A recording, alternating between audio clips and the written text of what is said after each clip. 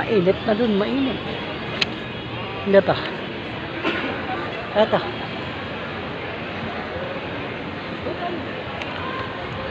Kaya kami sa di pasyo. Hello mga lods, welcome to my vlog. Kata ako sa SM Mario, ako sa di mag-vlog. Guys, tigira na SM Baguio. Napakaganda talaga ng tanawin dito mga guys. Kasama po ang aking misis guys.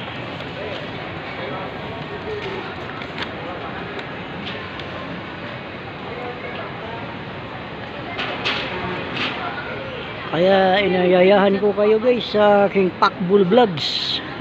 Ha? Hindi pwede. Okay. Manood po kayo ng aking vlog mga guys.